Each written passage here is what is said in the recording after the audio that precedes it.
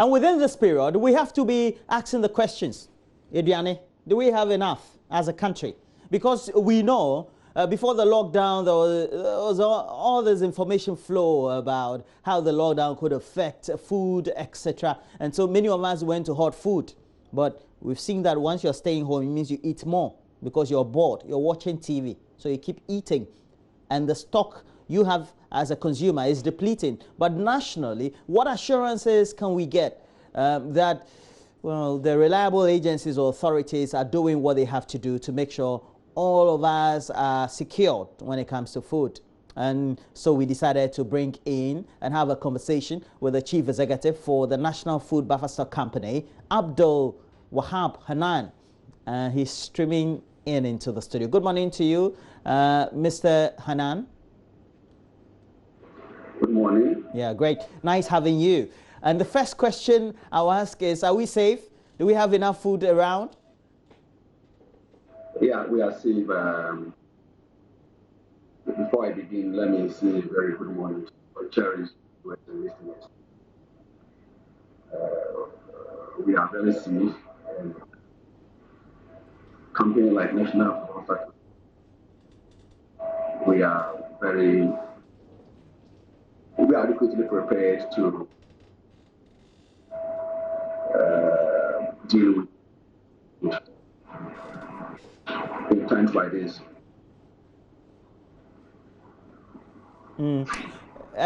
If we say that we want to be safe, food sufficient, then what should we be looking at? And I know that your agency or your company is rightly at the forefront of this. Prior to the lockdown, there was all the rush for a lot of food, etc. When we say we are safe, what exactly are we talking talking about? Okay, so what I'm trying to say is that prior to lockdown, we have been going about with our activity to ensure that we buy this from our dear farmers. So we have been doing stocking of various food items into our warehouses that are every region.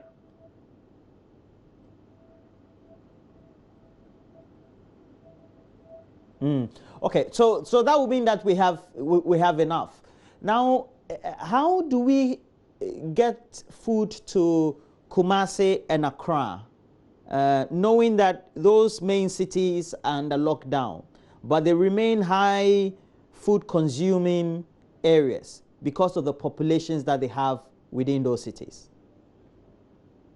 Okay, you know, the lockdown is a partial lockdown. What it means is that inhabitants within the affected areas have the opportunity. More than half of the Go into the various markets and buy what they need. We have also come out to condemn the way and manner in which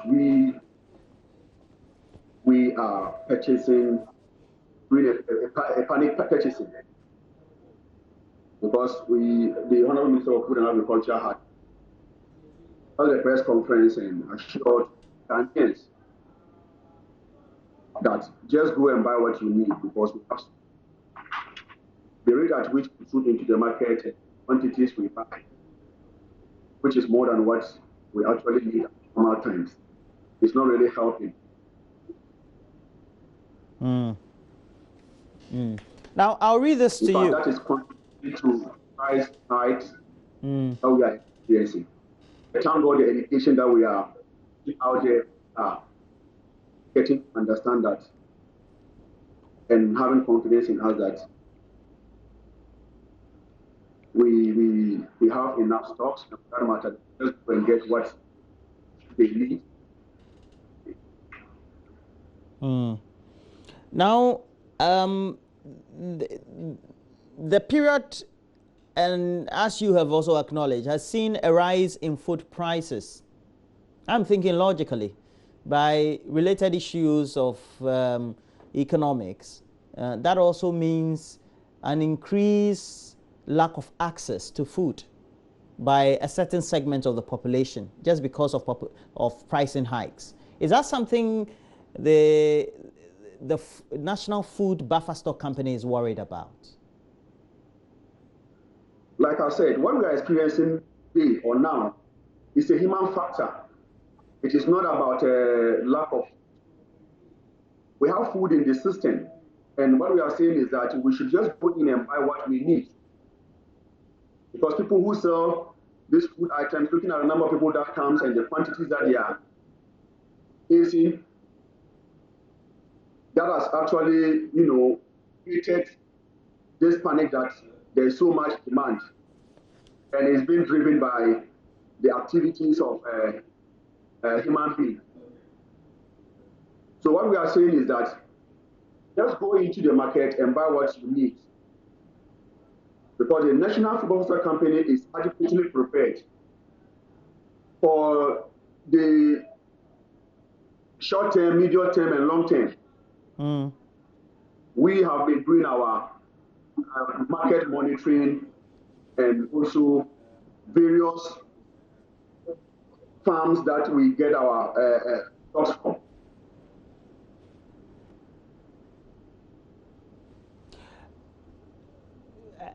So does it mean that we don't have any food gluts, let's say at the farm gate, so to speak, where they've produced and they don't have enough off-takers? We don't have issues of food glut. Our license buying companies are working effectively with farmers. So there is no any issues of food glut. And like I said, prior to the lockdown, we have been going about with our normal activities of buying excess grains from farmers. Okay. I'll read something from the Alliance for Science, Cornell University. They put together an article, and it also mentioned Ghana and a number of African countries. And it said, because of the spread of coronavirus, it is impacting negatively on food production, the prices of produce at the farm gates, and how they could be transported to marketing centers. In relation to how the Ministry of Food and Agriculture needs to combat that, how closely do they work with you beyond the normal routine that the company would have to undertake to ensure that the calm prevails in relation to the demand that has always been there over the last week or two because of the fears prior to the lockdown?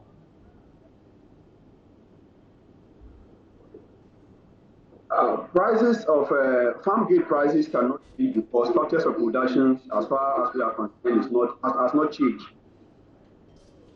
Because what we are doing is that we have a technical committee or post-harvest committee that are tasked with responsibility of coming out with the farm gate prices or the minimum guarantee price. And this is determined based on the structures of production. We consider a number of effort that goes into production. We are looking at cost of renting of land, fertilizer, seeds, land preparation, harvesting. We also look at interest on loan facility, assuming a farmer would have to go in for a facility to take care of some costs associated with the production and also the margin of the farmer. As we speak now, fertilizer land preparation is going on. Farmers are receiving their fertilizers, and so production is going on. We are not down or slowed down with this pandemic. Production is going on well. Purchases are also going on well. And of course, farmers would have to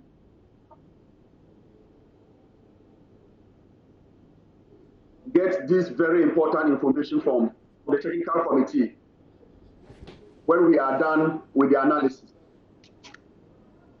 So minimum guarantee price is determined by the crop budget analysis. What it also means is that the minimum guarantee price is a price more than the cost of production of the farmer.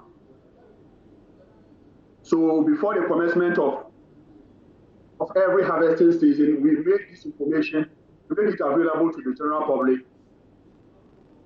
Our farmers will get the information so that before the license buying companies will get to them, they are already aware of how much they should sell a bag of maize, rice, and other grains. So nothing has changed so far. We are very, very prepared and going about normal activity. Well, I know that this wouldn't concern you because it's just a matter of what the factors are within the economies of scale reasons. But what would you advise? How can you also help, I mean, as a company, to ensure that the prices that have been high within the lockdown period post-coronavirus will not stay the same, knowing the pre-existing market conditions and the attitudes of the market, so to speak, so that consumers could have some relief post-coronavirus? Okay, so as I indicated, we are just about to begin another production. And of course, I also attributed the price hike to the human activities. My advice is that we have to just go into the market and get what we need. Nobody should stop any food because we haven't gotten to that stage yet. And we don't pray that we get to that stage. So as far as we are concerned, with all the production figures, knowing very well the number of fertilizers and that we have released into the system, we know there's so much food. So we are advising every Ghanaian, just go and get what they need. We should do our normal purchases or buying from the market. There shouldn't be any panic. Government is very poised in making sure that there is adequate food. And we are giving the assurance that we are adequately prepared. There's so much food. And for that matter, we should not go into the market and start buying things that we don't need. And that will also compel sellers to increase their prices. At the end of the day, I'm very optimistic that you will buy a lot of the things that you will not even need in due time. Okay. Well, thank you for that word of advice there. But we've been having some great interaction with the Chief Executive for the National Food Buffer Stock Company, Abdul-Wahab Hanan. And have a great morning, sir. Thank you very much. Great. And that was a great interaction there.